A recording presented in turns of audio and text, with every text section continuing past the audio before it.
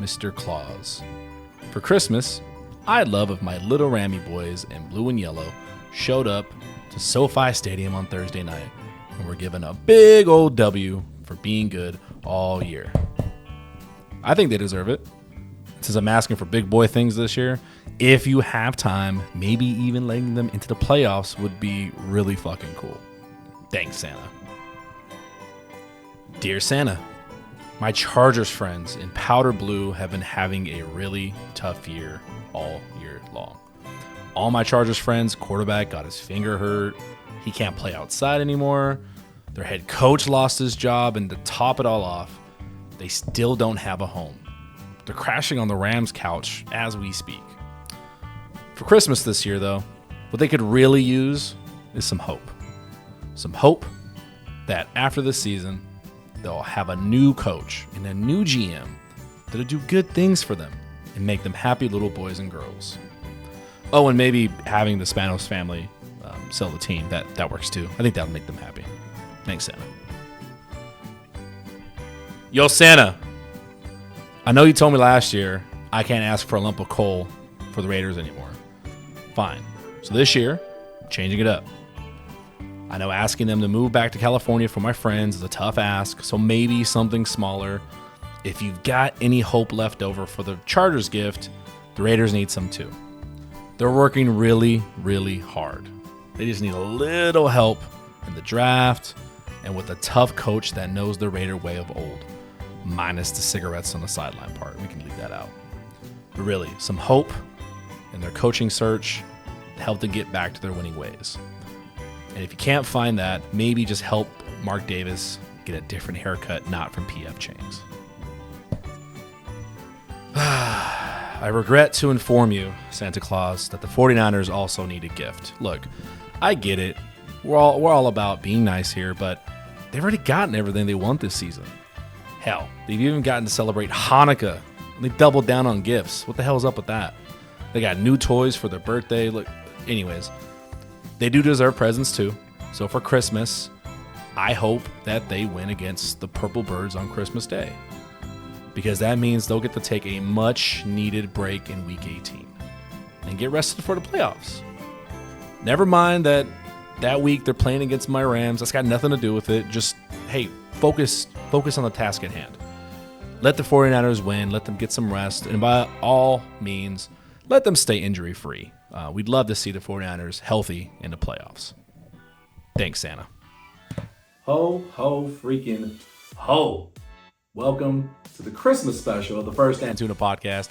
I'm your host, the biggest of tunas himself, Santa Tuna, Tuna Claus, whatever you want to call me, because I'm bringing you the gift of my face and some good news, some bad news, for depending on who you root for.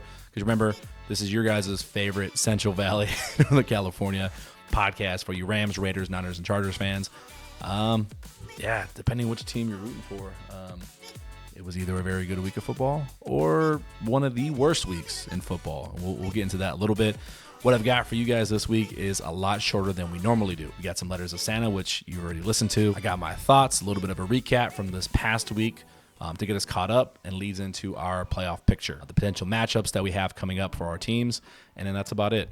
I want to keep it short and sweet, just give you a quick snapshot of what's happening right now, so that way you can spend time with your families, and hopefully when we reconvene next week after Christmas, we've all got good news. We've all got good presents, new toys, and some W's for all of our teams. So let's get into it. If you have not already, please like, subscribe to the video, the podcast, YouTube, Spotify, wherever you're listening to this to. And if you guys have not checked out our latest article on the blog site, we just did one on Brock Purdy, not just about his professional career, which everyone's done, looked at, heard about already.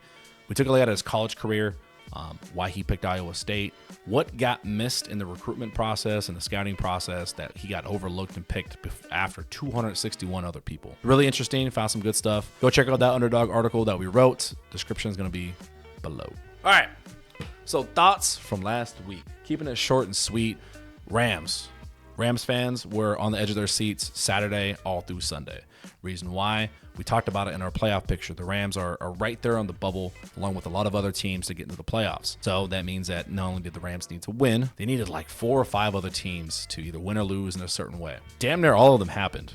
it was pretty incredible, if I do say so myself, especially when it comes down to one of the first games in the morning. So Panthers at Falcons. Panthers haven't won one game all year. They're one of the biggest dumpster fires of an organization.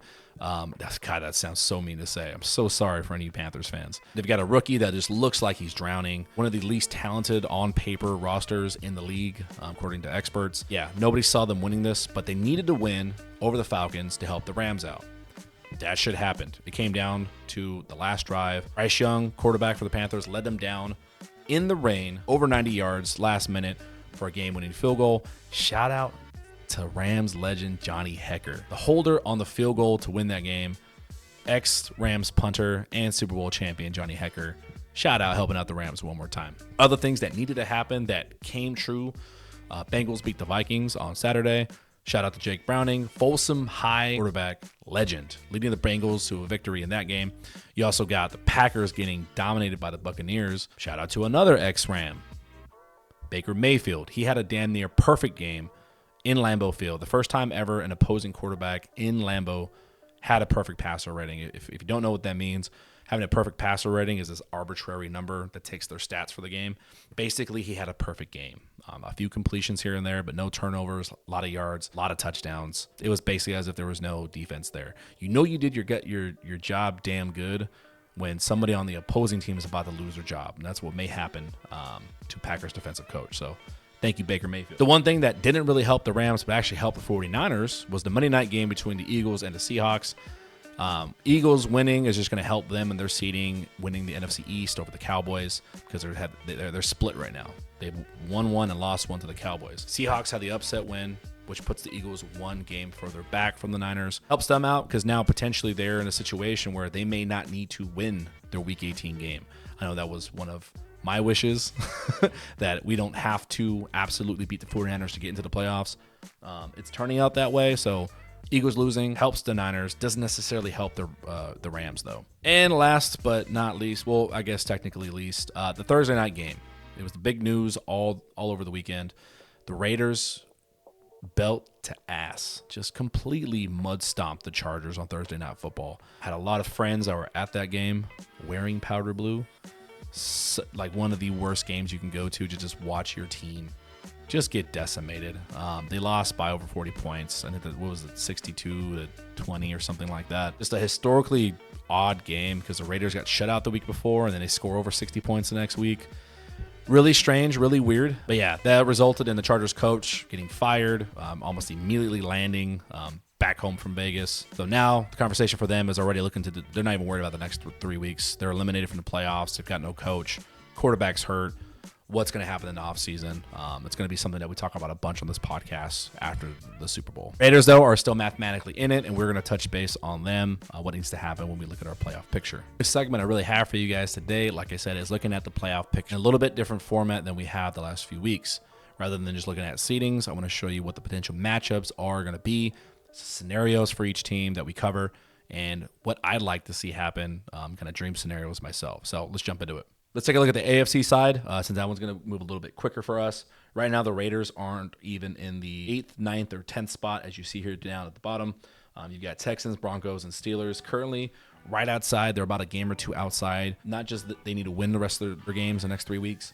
They need some of these other teams like Indianapolis, Cincinnati, possibly even Cleveland to lose 1 or 2 games to help them get into the playoffs. Ravens, they've got a big matchup Christmas Day. They play the 49ers, so this is a potential Super Bowl matchup. Biggest game of the week. Going to tell us a lot about either team. I think most pressure in this one is on Baltimore. Done extremely well against all levels of competition this year. The Niners have been playing well against everybody. With a Niners loss, I see them keeping it close no matter what. But with the Baltimore loss, that just raises more questions about the team potentially. I think they kind of need to prove themselves a little bit more since there isn't a clear-cut most dominant team in the AFC. A win for Baltimore goes a long way, creates a lot of separation, gives them even more padding for that week 1 bye in the playoffs. If the season ended today, though, this is what you're looking at on the screen. So looking at the AFC side, number 2 spot means they're going to play number 7. Currently, as it's slated, Miami versus Indianapolis. That's the matchup right now. 3rd seed, the winner of the West, is going to be Kansas City. That's not going to change at all. They're winning the West. Whether they end up in a 2, 3, or 4 spot is really just going to depend the next 3 weeks. Right now, they're slated to play Cincinnati. Cincinnati's not the strongest since they are playing with a backup quarterback, Joe Burrow being out for the season. Jamar Chase got hurt. So these last few spots are going to get a little bit weird the next 3 weeks. Currently, right now, Jacksonville is slated to play Cleveland in the 4 and the 5 spot. Those are going to round out your divisional winners on the left side, 1, 2, 3, and 4. Where I can see some potential movement happening is the 4 spot and the 7 spot in regards to Jacksonville, Indianapolis, and Houston. All have similar records. All have to play each other, I think, one more time these last 3 weeks, with the final week, Indianapolis versus Houston. That could potentially be a match for winner takes the AFC South and winner has the number 4 spot in the playoffs. So some exciting stuff for some of these teams in the AFC. Dream scenarios I'd love to see happen. I would love to see Baltimore clinch that number 1 spot. I think they are the best team in the AFC. Man, I love somehow if Houston could get into the playoffs over Cleveland. I just don't think Joe Flacco with the Browns is going to do much. And I really want to see Cincinnati make it as well. Browning, the quarterback for the Bengals, he is from Folsom, so he's a local guy for us. Would love to see what he can do and make himself some money in the process. Take a look at some NFC nonsense happening. We're going to spend a little bit more time here just because there's more playoff implications for the teams we cover in regards to the Niners and the Rams in the next 3 weeks. So we're going to spend a little bit more time here. Number 1, 49ers, they're going to run away with this. They're going to win at least 2 of the 3 next games. In which order they are, I don't know. Actually, I take that back. My bold prediction is going to come in that week 18. Man, see, I'm already backtracking. I'm already struggling to figure out what's going to happen. So 2 of the next 3 games that the 49ers have, the Ravens on Christmas Day, and then you've got the Rams in week 18. Now, I know what every Niners fan is going to say. They're going to blow me up. They're going to say, what are you talking about? Niners are the best. How'd they lose to the Rams? A few different ways. Let's look at it this way. If the Niners, with their lead in the seeding right now, if they beat Baltimore, one of the best teams in the league, they're now ahead by about 3 games, I think. And with at least 1 more win the next week, the Niners could clinch and be done. That means nothing can change the fact that even if they didn't even suit up on week 18, if they didn't even show up to the stadium and just forfeited, they're guaranteed the number 1 spot.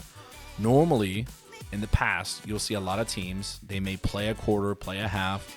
It's happened before where they rest the starters the rest of the game. Or maybe they don't even play at all. Give the other guys an extra week to get healthy, not risk injury leading into the playoffs. Because there's nothing to gain outside of stats and some personal milestones for some of these guys. Team-wise, there's nothing for them to gain.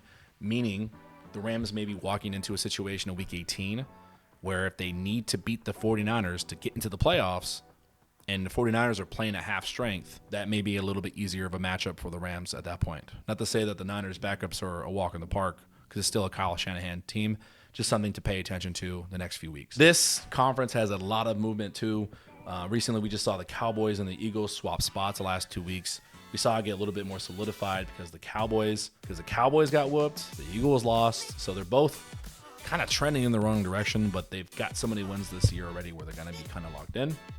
Detroit could get bumped up to the number 2 spot. Hell, they can even go down to the number 4 spot. Really don't know what's going to happen the next few weeks. With the Rams need a big win this week against the Saints to play Thursday night at home against New Orleans. New Orleans is also 7-7. They need a little bit more things to go their way because they've got to deal with Tampa Bay, currently in lead for the division in an NFC South, whereas the Rams control their own destiny. If they just put blinders on and ignore everybody else, if they win out the last 3 games, they're in the playoffs. There is potential for the Rams over the next 2 weeks. Before that season finale, they could be guaranteed at least a 6 or 7 spot if a few things go their way. If the Rams win this week, if they win next week, and I believe if Seattle loses over the next 2 weeks, and if either Minnesota or Green Bay lose 1 game, that at the end of week 17, by the end of next week, next week's games, the Rams are going to be locked up for sure. That even if they lost the last week to the Niners, they're in the playoffs. It's just not guaranteed 6 or 7. They may just be in guaranteed the 7 spot at that point. It's control your own destiny. But there's a little bit of wiggle room and some weirdness that's going to happen with the seeding. Rams aren't going to clinch the 5 spot just because they're too far behind of the Eagles. But that mix that you see there at the bottom, you get the Rams, the Vikings. Falcons are kind of more on the outside looking in now that they lost to the Panthers. But you got the Seahawks trending back. They're tied in record for the Rams, but the Rams beat them twice this year, so they've got the tiebreaker. And then Big matchup against New Orleans.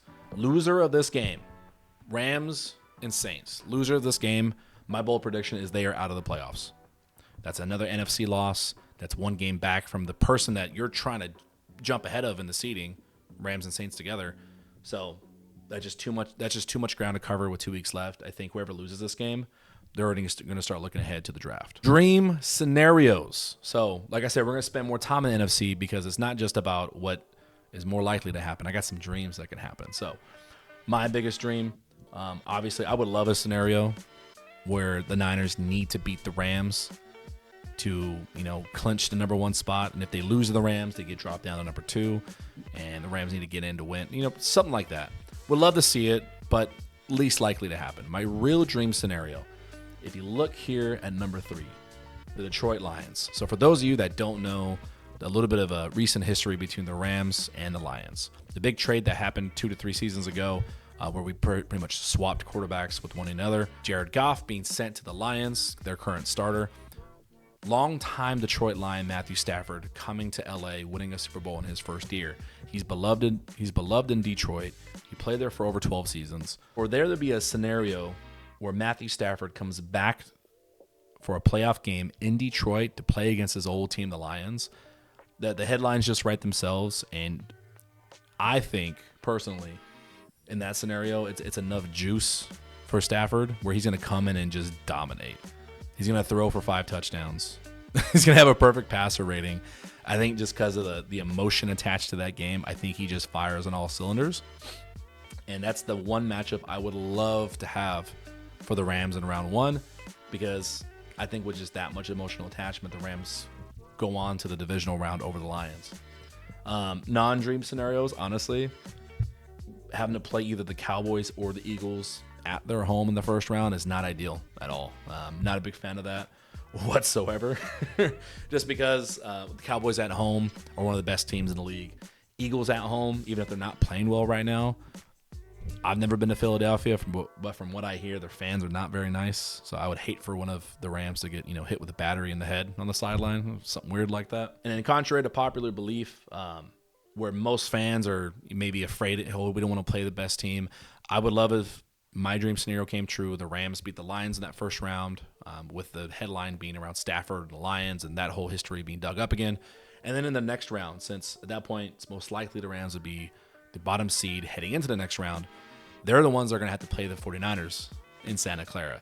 That's an amazing matchup. If you want your team in the playoffs, you're going to have to play these tough teams anyway. You can't hide from them. Why not let it be your division rivals? There's so much hatred there between the fan bases. It happened 2 seasons ago where the Rams ultimately won. Niners are in a much better position this year. They're the dominant team. So to have a chance to go up against your division rival, your foe, and have a chance to knock them out is just super sweet. Like I would love to see that matchup happen. And then outside of that, I do want to see the Cowboys and the Eagles play each other at some point. Another division rivalry. Those 2 teams hate each other. So if you just want good football, you want a Cowboys and Eagles matchup in the playoffs. They split this season. They're 1-1 against each other. This would be the 3rd time. Tiebreaker, winner takes all. Would love to see that. And touching back on the AFC, if we're talking about dream scenarios this time, I just want to see Lamar Jackson win a Super Bowl. So of all these AFC teams that are in there, I'm rooting for Baltimore too. I really want to see what he can do, get some playoff wins, get to a Super Bowl. Watch him just fucking run around defenses like crazy, man. That's gonna be really fun to see. But yeah, that's my playoff conversation for you guys. What to look ahead to, and it's gonna be a fun week. We get some clarity by post Christmas. As promised, short, sweet, to the point. Now you can go back to the fireplace where you were listening to this podcast and turn us off and listen to some good stuff, because why the hell are you listening to this in the living room with your family? You should not subject them to that kind of torture. But thank you for spending so much of your time this football season with me, guys. Happy holidays, Merry Christmas, Happy Hanukkah, Happy Kwanzaa, all the above.